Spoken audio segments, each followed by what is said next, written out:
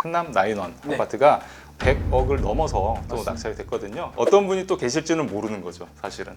그럼 나 갔는데 문 따고 들어가야 돼요, 그러면. 아무래도 명도할 때도 쉽지가 않을 것 같다는 생각이 듭니다. 절차나 이런 부분들이 굉장히 딜레이 될 수도 있고.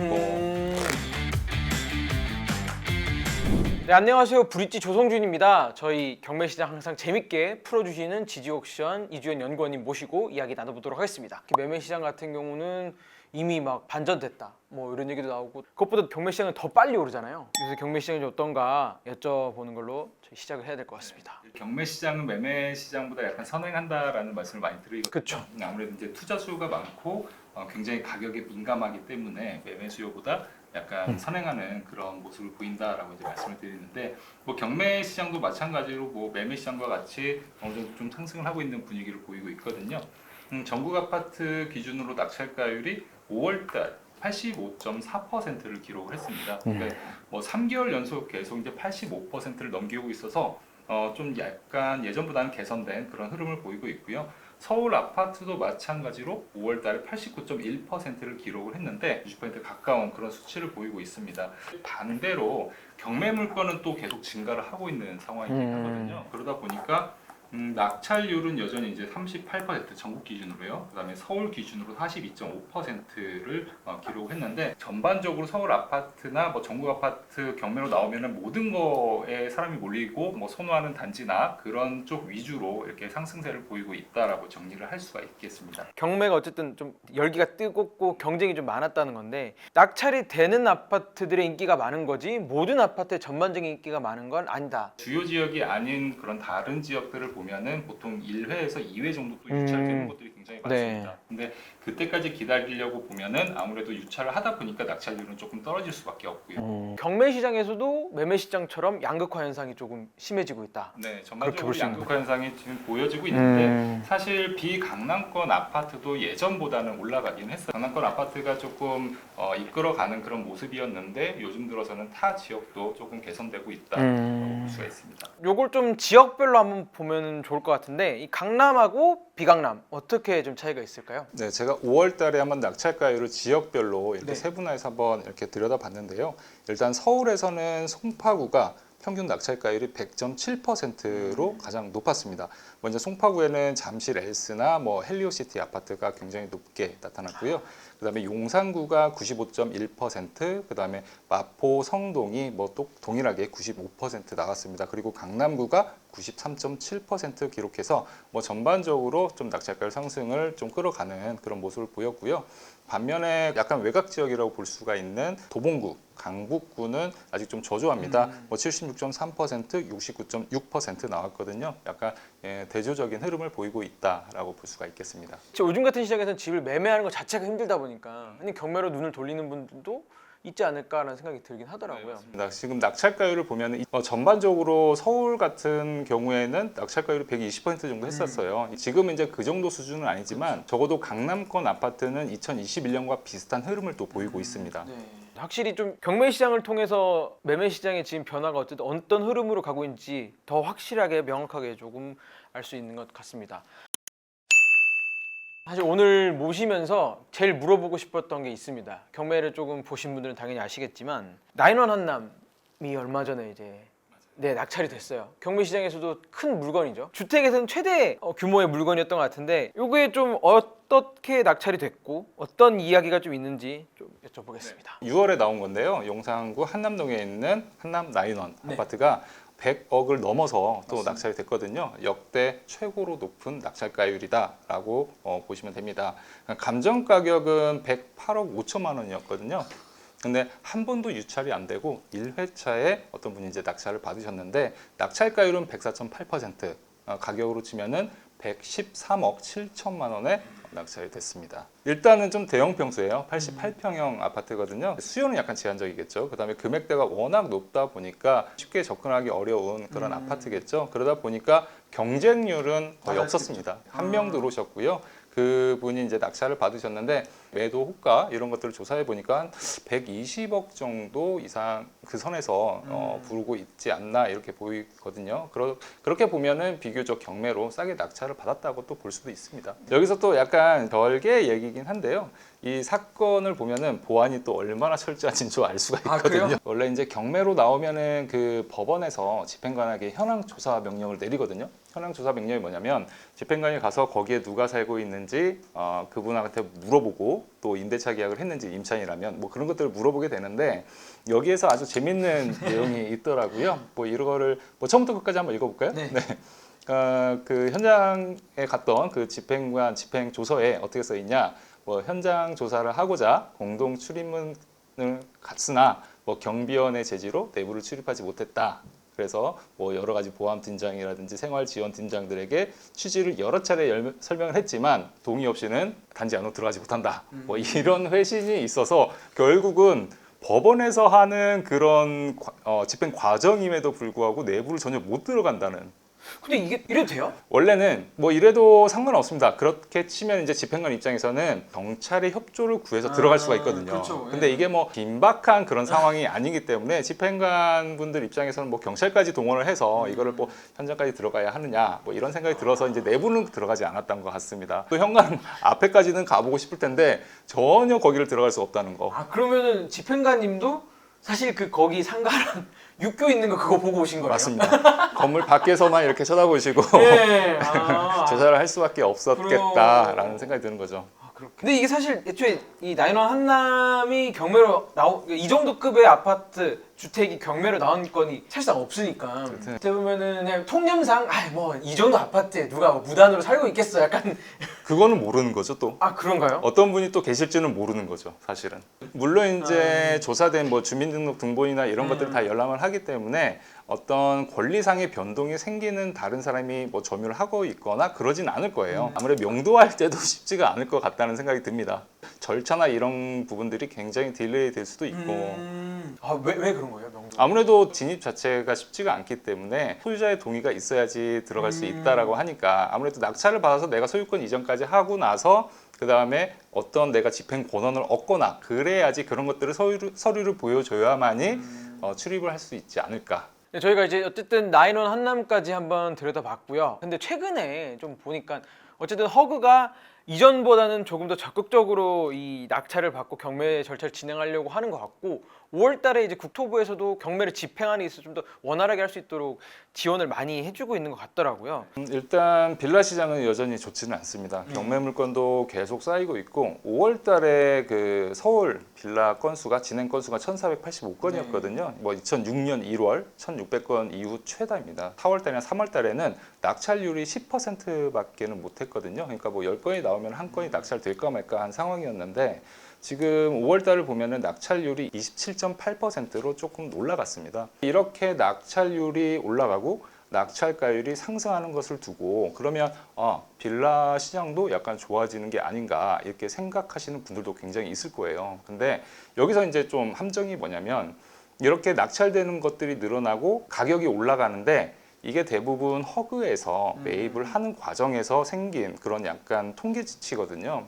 그러니까 허그에서 자기가 대의변제했던 채권 그런 채권들을 행사하면서 그 경매 물건을 직접 낙찰을 받고 있습니다. 또 그리고 그 낙찰가율 부분도 오히려 현재 시세보다는 약간 비쌀 수도 있거든요. 네. 내가 보증을 해준 그런 전세 금액이 있기 때문에 근데 허그에서는 그 금액의 낙찰을 받아도 어차피 상계 처리를 할 수가 있어요. 네. 다시 돌려받는다는 거죠. 그렇기 때문에 조금 높게 써도 무리가 없습니다. 그러다 보니까 전반적인 수치가 올라가고는 있지만 이런 것들이 어떤 시장 전반적으로 가격이 오르는 게 아니다. 그래서 내가 만약에 빌라를 투자하고 싶거나 실소유자가 혹은 투자자가 빌라를 낙찰을 받고 싶다라고 했을 때 낙찰가율이 올라가니까 좀 더 높게 써야겠구나 이렇게 생각하시면 안 된다는 뜻입니다. 허그가 낙찰을 받는다고 해서 모두가 안전하거나 또 시장이 안정되지 않는 이유가 또 있을 거 아니에요? 굉장히 이게 이제 이슈가 되는 부분이 좀 있는데 이제 허그에서 어떤 그 보증을 해주면서 나중에 이제 안 갚으니까 경매로 넘기잖아요. 그러면은 그거를 허그에서 다시 매입을 하든지 아니면 다른 사람이 낙찰을 받아야지 이제 해결이 되는 건데 약간 그 과정에서 문제가 또 생겼습니다. 왜냐하면 경매 물건에서 전 주인들이죠. 그분들이 다른 사람에게 가등기를 설정해 준 거예요.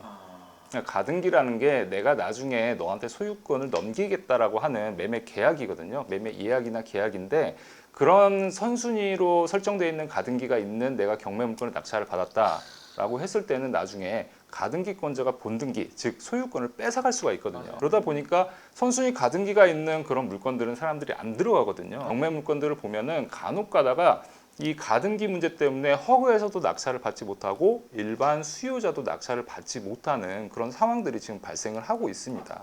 전세 사기의 이제 피의자 신분이 되시는 분들이 그 아파트만 가지고 있는 게 아니라 그 빌라만 가지고 있는 게 아니라 그걸 활용해서 막 대출도 되게 많이 받으시고 사업도 막 하시고 남의 보증금을 가지고 사업을 하는 경우도 많거든요. 그게 이제 이렇게 돌아오는 부분인 것 같은데 이건 좀 실제로 사례가 있는 거죠? 한번 사례를 한번 같이 보시면 네. 일단 화곡동에 나와 있는 이 빌라 같이 한번 보시면 네. 감정가는 1억 4,900만 원이었거든요. 한번 유찰돼 가지고 최저가가 이제 1억 1,920만 원이었는데 이게 지금 결국은 취하가 되긴 했어요. 대의 변제를 해줬고 구상권을 행사하는 과정인데 등기부 등본을 보시면은 2021년 5월 달에 가등기가 설정이 되어 있는 걸 보이시죠? 이 가등기는 경매로 넘어갔을 때 어떤 말소 기준 권리 역할을 못 하거든요. 선순위이기 때문에 누군가 낙찰을 받는다 하더라도 이 가등기 자체가 말소가 안 됩니다. 그러면은 이거를 누가 낙찰을 받겠어요? 결국은 내가 낙찰을 받아도 소유권을 뺏길 수가 있기 때문에 아무도 안 들어온다는 거죠. 과연 이 가등기가 진짜 가등기인지 아닌지는 아무도 모르는 거거든요. 사실 전 소유자가 2020년 3월 달에 이제 1억 4,500만 원에 매입했죠. 매매한 것을 볼 수가 있는데 결국 보증금은 1억 4천만 원을 받았어요. 즉 500만 원이 투자가 된 거죠. 다른 분에게 이제 가등기를 설정을 해준 모습을 볼 수가 있는데 뭐 이제 조심스럽긴 한데 이게 이제 짜고 이해관계인들끼리 할 수도 있어요. 그러니까요.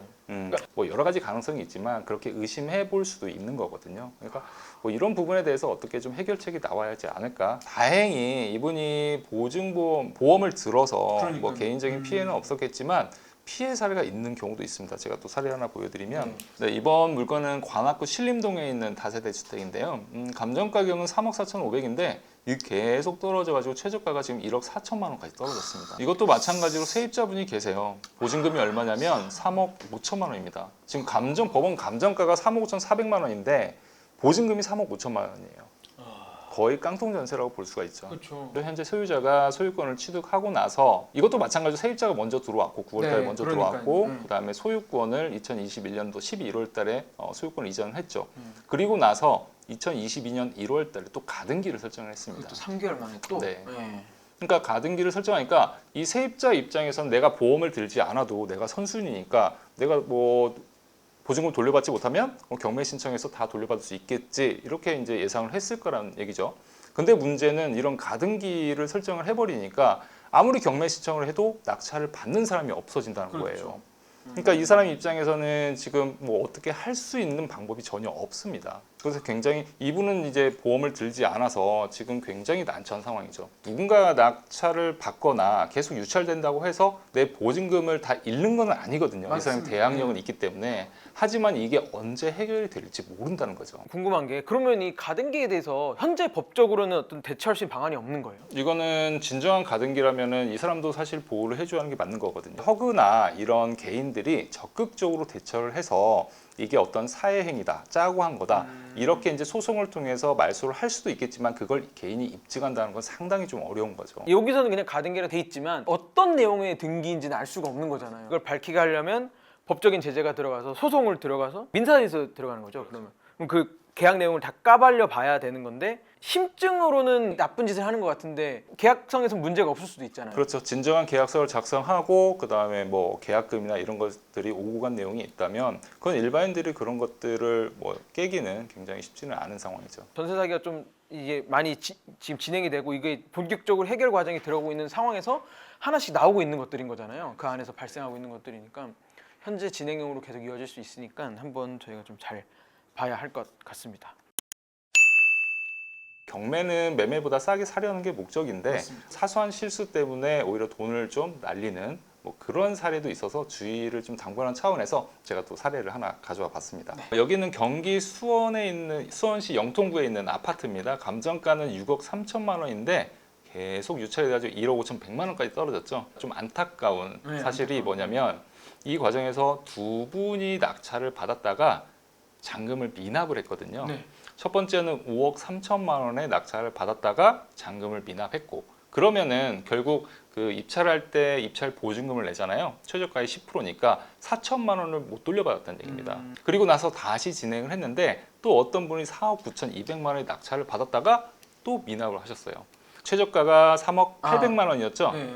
자, 근데 이분은 재매각 사건에서 낙찰을 받았잖아요. 재매각 사건은 입찰 보증금이 할증이 됩니다. 최저가의 20% 내지 30%로 할증이 돼요. 왜냐하면 이거는 누군가가 잔금을 미납했으니까 다들 좀 조심해라.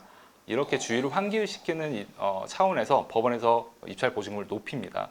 근데 이분은 지금 재매각 사건에서 낙찰을 받았잖아요. 그럼 보증금이 얼마였냐면 3억 800이었으니까 20%한 6천만 원 정도를 지금 돌려받지 못한 상황이죠. 그걸 날렸다고 볼 수가 있는 거죠. 오히려 이제 싸게 사려다가 이렇게 뭐 돈을 더 잃는 그런 사례들이 있어서 여러분들이 주의를 해야 합니다. 그러면 이게 왜 이렇게 계속 사람들이 미납을 하고 결국은 이제 1억 5천만 원에 낙찰이 되긴 했거든요. 그럼 왜 이렇게 떨어지는지 한번 살펴보도록 할게요. 우리가 등기부등본 일단 권리 분석을 해봐야 하는데 등기부 등본상으로는 어떤 문제는 없어요. 근저당권 설정돼 있고 그다음에 뭐 가압류 등이 있는데 이런 것들은 다 말소가 되기 때문에 네. 문제는 없습니다. 근데 세입자가 있죠. 네. 세입자 전입일자가 2021년도 8월입니다. 그러면은 이 가장 먼저 설정된 이 근저당권보다 전입일자가 더 빠르거든요. 그러면은 보증금을 받을 수 있죠. 그렇죠. 네. 그거를 대항력이 있는 네, 임차인이라고 저희가 얘기를 하죠.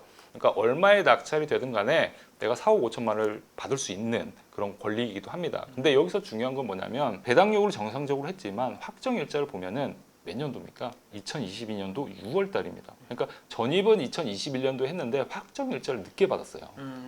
그러면은 근저당권자보다 더 늦게 확정일자를 받았거든요. 그럼 배당 순위에서 근저당권자가 먼저 배당을 받아가고 나머지를 세입자가 받게 돼요. 대부분 근저당권자가 다 돈을 빼가고 나머지가 이 임차인이 받거든요. 근데 보증금 전액 못 받겠죠. 네. 그럼 결국 낙찰자가 물어줘야 합니다. 근데 이런 사실들을 간과하고 두 분이나 들어와가지고 입찰 보증금을 날리는 그런 사례로 볼 수가 있습니다. 현재 1억 5천만 원 정도 이제 받으셨잖아요. 그럼 이분은 1억 5천만 원 이제 근저당권자한테 주고 그렇죠. 근저당권자는 그러면은 뭐 나머지 돈을 날리는 거고. 그렇죠. 그리고 나머지 4억 5천만 원은 또 이제 맞습니다. 드려야 돌려줘야 되고. 하는 거죠. 그러면 어쨌든 감정가랑 비슷해지네. 약간 요즘처럼 경매에 관심이 높아지고 과열될수록 이런 걸 좀 놓치고 뛰어드시는 분들이 많을 것 같아서 이번 영상 꼭 챙겨보시면 좋을 것 같습니다. 네, 저희 오늘도 경매 시장 들여다보면서 여러 가지 분석을 해봤습니다. 네, 요즘 경매 시장에 뛰어드시는 분들이 점점 더 많아질 것 같습니다. 앞으로도 늘어날 것 같은데요. 내 돈 잘 지키려면 어떤 걸 봐야 될지 이 영상 통해서 꼭 확인해 보시길 바랍니다. 다음에도 또 뵙겠습니다, 연구원님. 감사합니다. 네, 감사합니다.